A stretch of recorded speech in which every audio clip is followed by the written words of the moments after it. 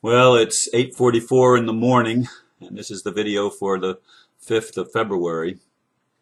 And it's been a strange day so far. Um, Let me give the title, and then I'll give a little bit of background on what my day has been like up to this point. The title is Freedom of the Press is Critical. One of my most important values is freedom of speech/press. The ability to speak our mind without censorship is probably the most important of all freedoms given to us, not that the others are unimportant. I don't know many things that stir my passion as much as when someone tries to control what I can and cannot say. It happened when I wrote for a magazine back around 1995-96. And led to the creation of my own magazine, Paradox, that I published for 5 years, 60 issues.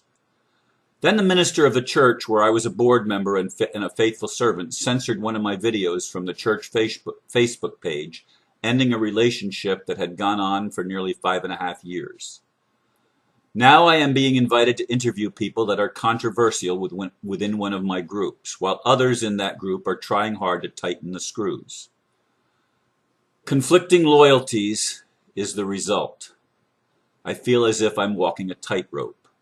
No matter how I handle this, I will disappoint friends. Yeah. I got a telephone call. Oh, what time was it? It was probably about 20 after 12, approximately. Waking me up from my sleep. And I ended up being on the phone till probably about 20 or 25 after 1, maybe even 1:30. I don't know the exact time again, but it was in that ballpark. And I had another meeting that was scheduled at 4 a.m., which I overslept for after I went back to sleep and finally fell asleep after the first phone call. I woke up about a half an hour late for the meeting that was supposed to be at 8 a.m. And what has happened within the past 24 hours is I've had requests from a few people to do interviews with others that could fill in some blanks of things that not only would I like to know, but I'm sure there's a lot of people in the world that would like to know. And yet at the same time, there are others that are trying to say anything that goes out about Swiss Indo needs to be run through a board, basically, to be approved. And that's a restriction on freedom of the press, as I see it. I've watched in the past as restrictions were placed on other people that were involved, but they never tried to censor me. Had they, I would have stood up a long time ago. Now I feel like I'm the target of censorship ever since I got that email that I mentioned a couple of weeks or so ago. About a certain individual being upset with some of the things that were said on my videos, which they never told me what it was that I said that was wrong, but somebody was upset. The somebody never said anything. I've never spoken since then to that person. And the one that was telling me that this other person was upset was given a title that went to her head. As I saw it. It was a title that had been taken away from her and then restored again. Here's the issue, folks. Here's the issue. When I met Mr. Sino, I had the strong impression that he could care less about all the security measures that others in the delegation deem so important. I feel he would be totally transparent and totally open with anybody. In fact, if I could interview him, that would be a tremendous interview. Now, he speaks English with a strong accent, and I'm trusting that if he were to ever have his former father interview him, it would be understandable. But in any case, that's not one of the people that has requested an interview. But there have been others that have requested interviews with me, which if I accept the invitations and then publish the conversation, it's going to piss a lot of people off. But does the public have the right to know things? Now, I would never, believe me, I would never divulge any information that would jeopardize anybody's life or limb. That would never be a consideration. If there was a reasonable doubt that that person would be jeopardized by revealing something, or anyone would be jeopardized by revealing that, then I would withhold the information in the sense of the safety of others, because that is an important factor. But I talk about things mostly that become public knowledge. Now, some of the things that have become public knowledge were not supposed to have been public knowledge, and some of the people now that are trying to tighten down the screws were some of the ones that leaked the other information that made it public knowledge to begin with. So there's all sorts of dichotomies at play here, all sorts of dynamics in this drama that's going on about the changes in our financial system and our system of world governance, as proposed by the God, Sky, Earth kingdom and the CVAC that God, Sky, Earth is. It's the first CVAC, Creation Value Asset Center, or Creators Value Asset Center. And Mr. Sino is signed on for that. Now, there is controversy going on. I'm not going to lie to you. I'm not going to try to hide the fact that there are people struggling for something. I don't even know what it is. Sometimes I think it's a power struggle, but sometimes power for what? I mean, we all want the same thing. We all want a world that works for everybody. Ultimately, we all want transparency. We all want truth to prevail over all the lies that we've experienced as matrix dwellers on this planet. We want a system, a society that is open and honest and compassionate and cooperative. We want to create that kind of a world. And I don't think there's one of us that has a different purpose in mind. How to achieve that purpose, the viewpoints are scattered all over the place. Some people want to exercise control over others and are expecting others to march lockstep with them and do what they're told and not do what they're told not to do and follow orders. Just follow orders. Well, I don't think people that are reporters, and let me bear this in mind. When I started making these videos, I wasn't thinking, oh, I'm going to be a reporter that people all over the world are going to listen to. I didn't have that in mind at all. I didn't have that ambition at all. I was simply following a lead that said, Ron, get a video camera and start making videos and talking about the news behind the news. Okay, well, I guess that made me a reporter, but I was dumbfounded and blown away by the response around the world. Not that it was thousands or tens of thousands, or sometimes it was thousands, but it was only a few times over 10,000 views on a single video, one time over 20. So it's not like it's a huge amount, and I don't know if YouTube edits the quantity of people that view or restricts viewership or any way, shape, or form. I don't know any of that stuff, but in any case, it was much more than I expected, and it has continued now in its fourth year. So I guess that makes me a kind of a reporter. And reporters should always be autonomous, period. If a reporter isn't autonomous and isn't willing to step out and speak the truth, regardless of what their, quote, superior or their authority figure tells them, they aren't worth shit as far as I'm concerned. Nobody has the right to censor anybody else. Nobody. Nobody, do you hear me? Nobody has the right to restrict or censor communications, freedom of speech and freedom of press. Nobody has the right to squash creativity, and I've seen it done within the delegation where people created videos that were not approved and pulled offline.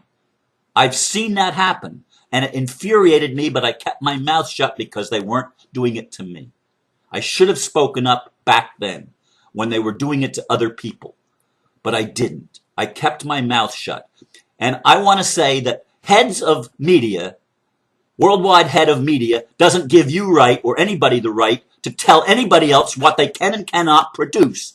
Reporters or press must be free or the world is in trouble. It's because the press has not been free, because the press has been doing talking points and speaking what they're told and not speaking what they're told not to, and following the orders of the elite establishment, that the world is the way it is. They would have never accomplished half of what they've accomplished if the press was truly free. And if the United States had freedom of press, which it doesn't, it's probably the most among, if not the most controlled press on the planet. Freedom. We don't have freedom. We have a controlled dictatorial state that is actually a corporation. I don't even want to get into that. You know what I think, because I've talked about it before. But we need to establish free press. And the internet provides us that opportunity to allow people that have information to share it. Share it. Now, I have never been given a list of things that I'm not supposed to talk about. I wish I would, quite honestly, because then I would be able to weigh them in my own heart and say, is this a legitimate request? Don't talk about this. Or do talk about this. Is this legitimate? Now, I was approached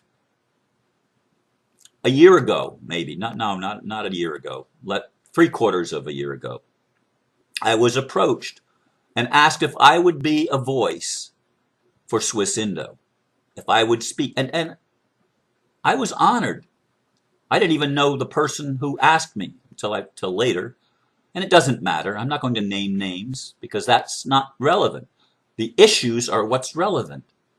And I kept it under wraps that I was paying attention very closely to what was going on with this God, Sky, Earth, CVAC and the development thereof. I kept it under wraps. I hinted at a lot of things, but only said things that had been made public. And I think I still pretty much do that. And there's some things that have been made public that I still don't talk about because they were made public and then made unpublic again, or tried to be pulled down, although you can't, once it's there, it's there. You can't erase it. It is what it is.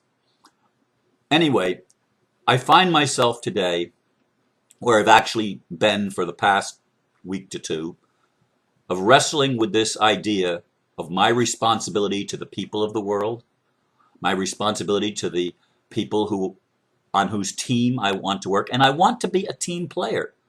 Hear me. I don't want to be a sore thumb in everybody's side or a thorn in everybody's side. I don't want that. I want to be a team player, but I don't want to be controlled and told what I can and cannot do. And if that means I'm going to be shut out of information, I'm already shut out of information. I don't know anything about the military aspect of what's going on. Nothing at all. Nothing at all, except that which has been revealed publicly, and that's not a whole lot. But I don't know what's going on there. And I don't want to know.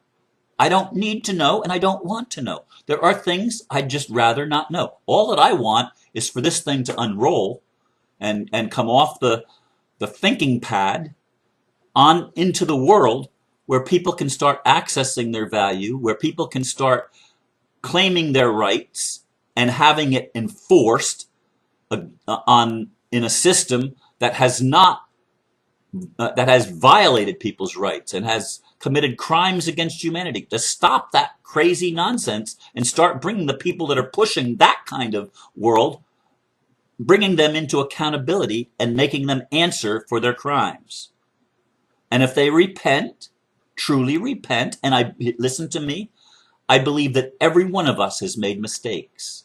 Every one of us has played dark roles at one point or another. If not in this lifetime, I can guarantee it's been in other lifetimes, because I don't believe that the soul only lives once. I don't believe that at all. The soul never dies, in fact, from the instant of creation, when God divided into souls. each soul became an eternal being in its own right, and each soul embarked on a journey of life through many dimensions, through many experiences, many systems of planets and stars, and we played everything imaginable. That's my belief. Am I right or wrong there? I think that's logical, but I don't know. I don't know a lot of things. But it's my responsibility, as I see it, to speak my truth and to say what I do know and let you decide what you want to believe or not believe. It's not for me to tell you what you must believe. You need to weigh things. I'm a catalyst. That's what my magazine was all about. It was a catalyst for growing people. And that's what I think my Paradox 316 channel is. It's a catalyst for growing people. People that want to examine things, not people that want to be told what is true and what to believe and what not to believe. If that's where you are, you don't belong on my channel at all. If you just want to follow what somebody else tells you. Because I'm not telling you what to believe or not to believe. All I can share is what I know and my own perception of reality. That's all I have to share. I don't have anything else that I can give. But if I'm honest in that, that's going to be enough of a catalyst to help certain people over the hump and make decisions that will benefit them in the long run. And the more people that make decisions that benefit us individually, we will then be able to benefit the entire population. Because when we are in integrity, the population will start to fall into integrity as well. It's just the way it works. It's all a matter of consciousness. So this is pretty much what I wanted to share today. And it is extremely, extremely important that we not try to hinder in any way, shape, or form freedom of expression, freedom of press, freedom of speech, that we not try to censor or curtail anything. Yes, expect people to be a team player and to cooperate, but following orders is not cooperation. Get that. It's not cooperation when all you're doing is following orders of what somebody else thinks you're supposed to do. I reject that, and I hope that I have the courage to continue to reject it and continue to speak my truth, even if I take a lot of shit for what I say. Thank you for listening, and namaste.